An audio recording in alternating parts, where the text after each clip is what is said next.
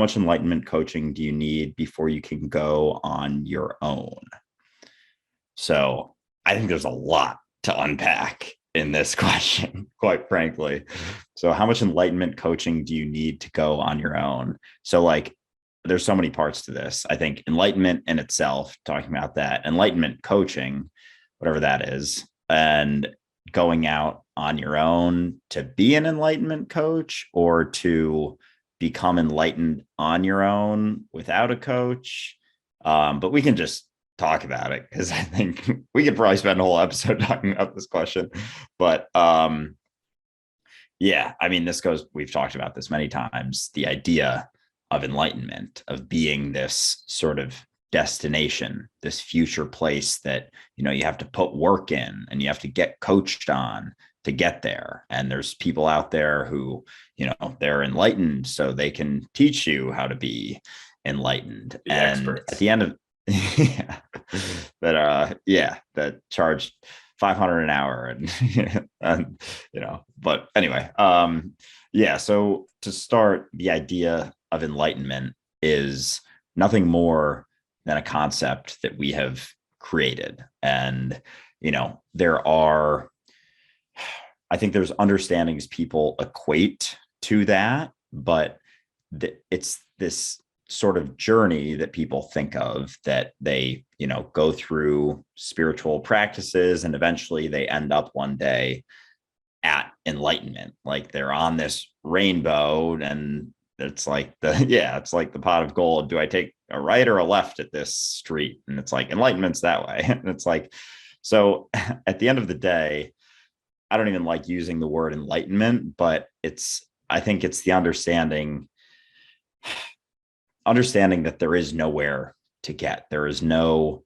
destination to achieve. And as long as you think there is a destination to achieve, you will always miss it, because the idea of having a destination goes directly against the way that people explain, this made up idea of enlightenment to be, understanding that it's here now always. It's just I think if it's anything, it's the understanding that there is nothing outside of here and now. And it's the understanding that there is no place to get to, and there is no enlightenment, and there is no, peak that you need to continue working towards or get coached on in any way, and that it is here and now always. So if you go on this massive journey to get to a point where you find enlightenment, become enlightened,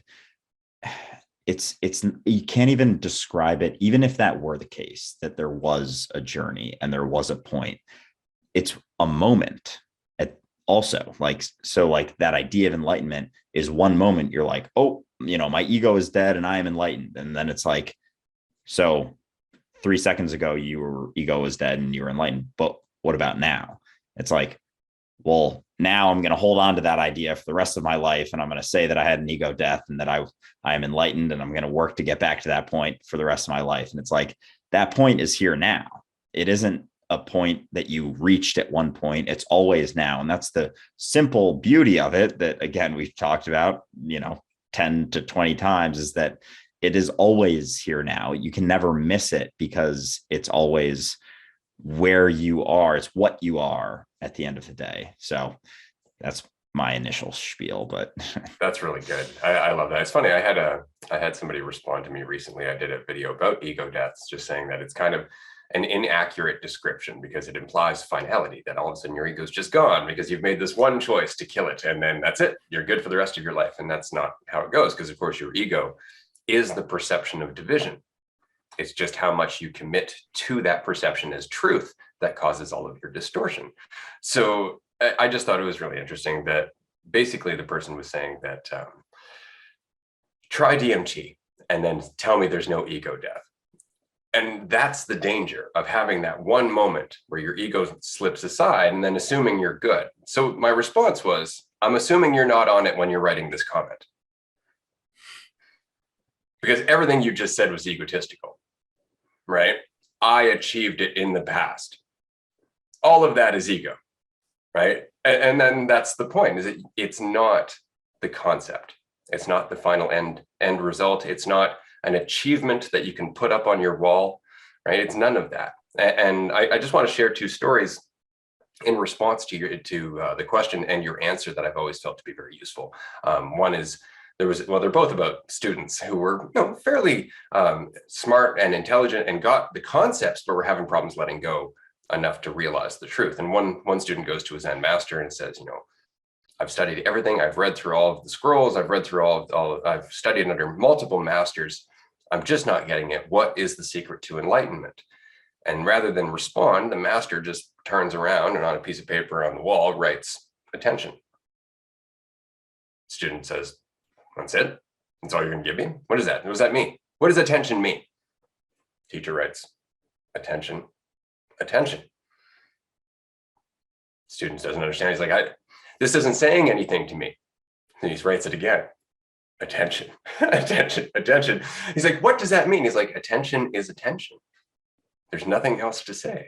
Pay attention, right? Because in paying attention, you're not thinking about yourself. You're in the moment. It's what's real, right? So on the one hand, how much coaching do you need to achieve enlightenment?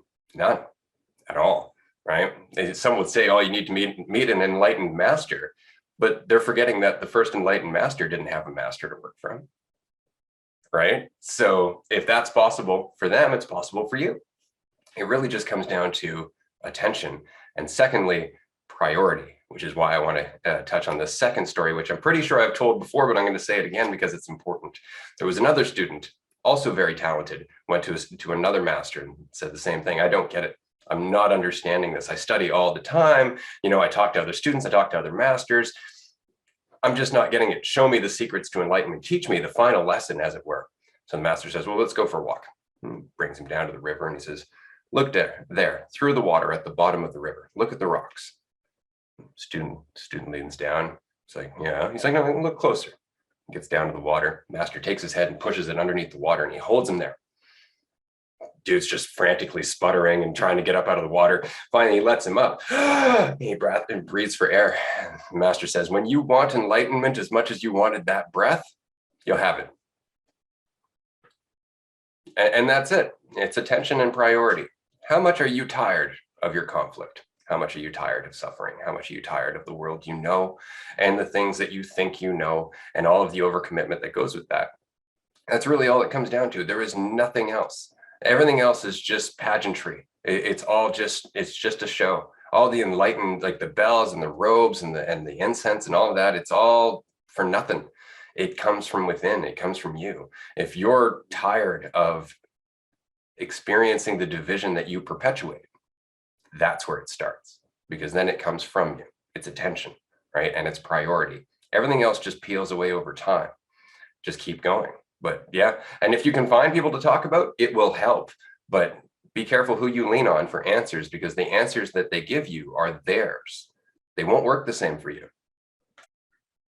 Yeah, certainly. I like the part about priorities. That's interesting because I think it was the last podcast episode I made back in July before I had that realization that I'm not Andrew. And I called it, it was something that was sort of, helping me cope with stuff, was figuring out your ultimate priority, like your priority above all else. And I talked for mine, it was being present and reducing stress. So it was like, and the way I explained it, and it seemed to resonate with a lot of people, was that, any sort of situation that you may get stressed and worked up about, like there's a reason that you're getting stressed and worked up about it, because you're prioritizing, say, for example, you have an interview for a job coming up. So you're prioritizing getting that job over anything else in your life, essentially, because you are getting stressed and worked up about it and focusing on that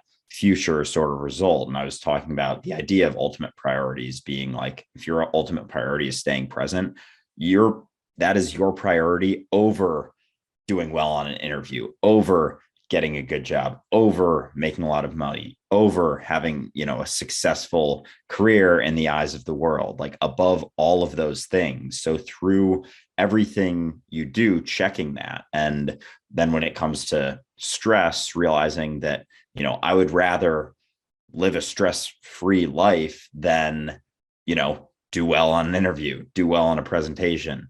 Because when you do put weight on those things and you do think of those as your sort of priority, you kind of lose that, those ultimate priorities, and you get lost in this idea of achievement and thinking that that's what you need to accomplish. So when you are able to have those sorts of priorities, staying present, reducing stress, then it's like those are what you focus on, and then everything else kind of like drizzles down from that to a degree. And then typically, you end up doing better on those things because you are staying present and you're not focused on outcome. And going back to, the analogy and example that you talk about a lot with the archer, having one eye on the target and one eye on, hitting it or on the shooting of it. And it's like when you have one eye on the outcome, you're not able to fully do what you're doing in that moment, whether it be a presentation, interview, test, or anything like that. So when you prioritize, like you mentioned, prioritize that idea of enlightenment, whatever, even if it is made up, when that is your priority, it overcomes any sorts of, accomplishment of anything. And then it's the doing itself. It's the here and now is where you are always. And it's like, that is as close as you can probably get to any idea of enlightenment, is just understanding that here and now is it, and it always has been and it always will be, and that's who you are, and that's the only thing you'll ever be. And there's nothing more that you have to do. Like, we get caught up in thinking that we have to do more or be more. It's like you can't, it's impossible, and it's futile to even try. Yeah, absolutely. I mean, just look at the word enlightenment, however you want to take it, whether you want to take it as lightening the load, right? Or brightening up the environment. Either way, you're dispelling confusion, which is why anybody who's enlightenment will tell you there is no such thing as enlightenment, right?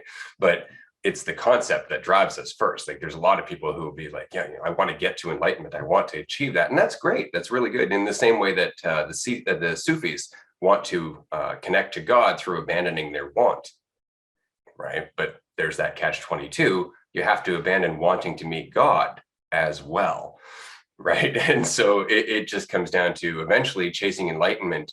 It's the story of the Satori and the woodcutter that we talked about in a previous episode. You have to stop chasing it, right? Eventually, when you get close enough to realizing what it is you're doing, you realize there's nowhere to go. There's nothing to chase. There is nothing left to attain. But it's one thing to say that, and a lot of people do say that, and it's another thing to recognize that genuinely, which is ultimately the point of all of this, right? And anybody who comes to you and says, I am an enlightened master, they're not, right? Because they're still telling you a story. They're still telling you the story they need to tell themselves. Anybody comes up to you and doesn't tell you anything about themselves at all, and they just want to listen to you as you go through your journey, that person's closer to it than any so-called enlightened master ever, right? Because at least they're paying attention to you. Even your friend you mentioned earlier, who's an atheist. Atheists are closer to God than most believers, right? Because they're not creating a fiction between them and God. They just have a fiction of them to deal with. That's pretty much it, right? It's not like there's two fictions suddenly having to come together. There's just the one that they have to kind of let go of, right? So yeah, it's kind of funny that way. I'm going to move on to my next question.